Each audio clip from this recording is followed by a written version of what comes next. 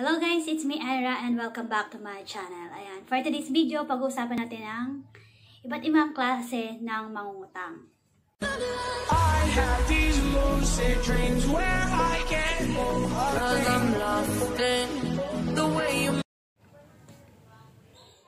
Pero bago tayo magsimula, kung bago ka pa lang sa aking YouTube channel ay subscribe mo po ako please.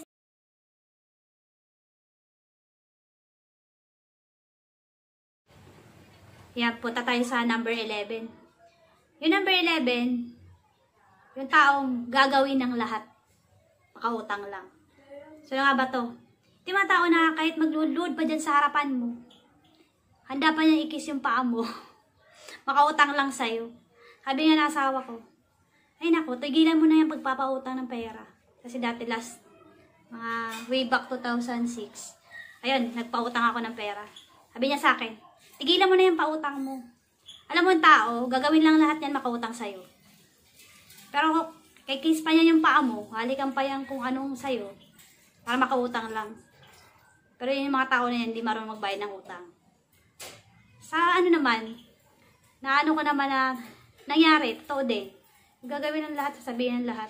Pero pagdating ng mahirap din naman singilin. Kasi para rin silang mga artista. Punta tayo sa number 12. Ito yung mga taong walang isang salita. Bakit din sabi? Kasi sila yung mga panangutang sila. Bibigay sila ng term o bibigay sila ng date kung kailan nila ibabayaran. Utang ako, babayaran ko lang sa linggo. Utang ako sa'yo sa ano lang, sa katapusan. Ang nangyayari, hindi katapusan eh. Naging katapusan ng mundo. Ayun yung masaklap eh. Bibigyan ka ng tapos hindi naman pala tutuparin. Yun nakakaasar. Yun naiinis ko talaga sa mga lahat ng utang. Ito yung isa rin sa pinakakaasar na sa akin eh. Lalo na yung isang linggo, okay pa eh. Yung abutin ng 2, 3, 4 na buwan. Napaulit-ulit lang kayo na sabihin niyang Tapos hindi rin naman pala magbibigay. So ayun, nakakaigigil talaga. Kaya number 13 tayo. Ito yung mga tao na may amnesia o nagka-amnesia. Yung nakakainis to eh. Yung yung tipong nangutang sa'yo, tapos, at the end of the day, hindi na nila naalala yun. Nasalubong mo sa daan, sisingilin mo, no? Uy, balita naman sa sa nakuha mo. Baka naman meron ka na dyan. Ikaw pa yung nakikiusap, ikaw na yung nagpautang. Ang sasabihin sa'yo masaklap, ha? May utang ba ako sa'yo? O kaya naman ganito. Ha? May utang pa ba ako sa'yo? Ay, natural. Di ka pa nagbabayad eh. Nakasingilin ako nagbayad ka na, di ba? Yung masaklap sa mga ganitong tao, nagkaka-amnesia sila, nalilimutan nila yung mga atraso nila. Kasi ako minsan talaga, kahit minsan 50 pesos yan, 100 pesos. Tandang-tanda ako yan, totoo lang. Minsan, pag kasi may mga time na yung mga tao na ewan ko. Minsan kasi malilimutin din ako pero may mga tao talaga na kahit 50 pesos naaalala ko yung mga utang nila eh. Hanggang ngayon, meron pa. Ang dami pa. Kung sisingilin mo nga lahat ng makakita mo na utang sa'yo, ay ako. Madami-dabi sila. Number 14. Ayan, ito yung mga paasa. Pinaasa ka na nga boyfriend mo, pinaasa ka pa na ito. Ay, hindi. Ayun, ito yung mga paasa. Kasi, nangutang sila. After na nila mangutang to eh, mga tipong ganito. After nila mangutang, kuwari, due date. Ate, next time na lang ako magbayad. Kasi wala akong ganito. Kulang yung pera ko. Nagbigay sila ng termino. Nagbigay sila ng date kung kailan nila mabayaran. Kuwari, katapusan uli. Ate, katapusan ng January ako magbibigay. Kaso, ikaw naman si inutangan, naghihintay ka ng January 31. Pagdating ng time na yun, hindi rin nagbayad. So, ano ibig sabihin? Pinaasa ka lang. Mga paasa.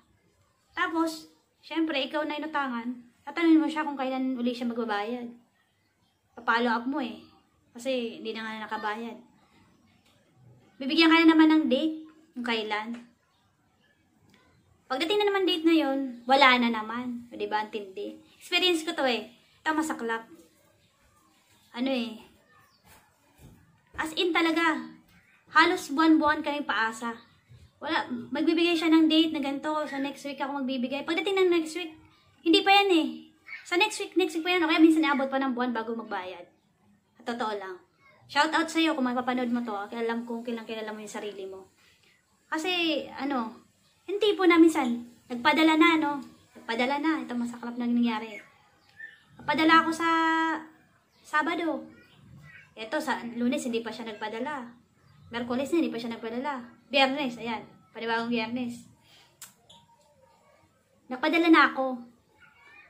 Ang masaklap, nung sabihin niya nagpadala, di niya naman sasabihin yung kung ano yung reference number. Di kailangan pa makukuha yung reference number. Next Sabado na naman. Tapos, next na Sabado na naman, makuha pa lang yung reference number. Hindi mo pa din makukuha yung kung sino nagpadala. Kaya nakakagigil to yung mga taong ganito. Sobrang gigil na talaga ako sa mga ganitong tao. Sobra. Nakakapang-init ng ulo. Pwede nga lang huwag mo nang singilin eh. Kasi nga lang hindi pwede kasi bawat sinti mo pinaghihirapan ko eh. At sinti mo na yun, malaga sa akin. Next topic natin, papangalanan ko na gusto ko ng pangalanan sa susunod eh. So ayan, pang 50 natin. Ito talaga yung pinakamasaklap. Mga taong di na nagbabayad. Mga taong to, ay grabe. Experience ko rin to.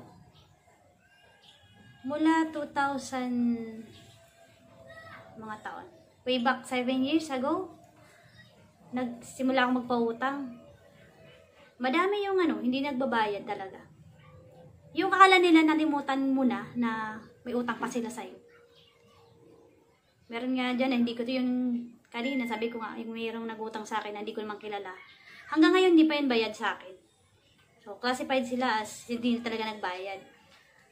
Nabili pa nga sa akin eh. Akala niya siguro, hindi ko siya kilala. Kasi iba na yung buhok niya, dati kulot siya, kaya straight na eh. Feeling niya, hindi ko na siya kilala, kaya siguro, lakas na ang loob na pumunta sa tindahan. Pero hinayaan ko na lang kasi yung mga taon mang ganun, may karma, alam ko. So, hindi man ako yung maging karma nila. At the end of the day, meron naman silang nagiging karma. So, marami naman yan, hindi naman panapanahon lang yan, kumbaga. Tapos, eto pa, may masakalap. Hindi ka na nga binayaran, siniraan ka pa sa iba. O kaya minsan naman, hindi ka binayaran, ang dahil pang sasabihin na masakit o nakakasira sa pagkatao mo, sa pangalan mo. Sample na lang yan. Meron akong pinautang dito sa banda dito eh. Malaki-laki pa hanggang ngayon, di pa bayad eh. 20,000 yan. So, ayun naman. Talagang tibay. Gusto ko sana itong ibarangay, kaso nga lang, medyo tinatamad ako mag-asikaso. Ang ginawa nito, yung utang sa akin ng pera, 10,000. Tapos, gumamit pa ng ibang pangalan. Kasi nung time na yun, nagpapautang ako ng, malaking halaga. Nakailang release na to, kaya medyo malaki na. So, nangyari, gumamit siya ng dalawang pangalan, tag 5,000. So, magkano yung nakuha niya sa akin? 20,000. Pero nalaman ko yun, nasa kanya lang napunta. Kaya, hanggang ngayon, hindi pa nakakabayad. Wala, hindi na talaga siya hindi na talaga, nakakasalubong ko siya. Pero, wala lang, kala mo kung sino pa nga minsan eh. Hindi ka batiin sa daan, sobra sigurong sa'yo. Hindi ka na tingnan o ang tindi. So, may mga taong ganun. Sample lang yun. Marami pa dyan na iba. Sample ko lang yun kasi yun yung mga naalala kong mas matinding ginawa sa akin eh. Na pinagagawa nila. So, ayun lang. Na-share ko. Yun yung top 15 na mga tao, klase ng tao, ugali ng tao na alam ko. Kasi danas ko yung pagpapautang. So, ayun guys. Thank you for watching this video at sana meron kayong nalaman, natutunan at alam ko yung iba dyan sa inyo nakarelate sa mga pinagsasabi ko. Kung hindi man kayo yung tipong nangungutang, ay paniguradong kayo yung inuutangan. So, ayan lang, diba? Simple, pero suabe. Thank you for watching, guys. At sana, subscribe niyo po ako at Marami pa kayong video na i-watch at i-like nyo. Thank you for watching. Again, this is Ira.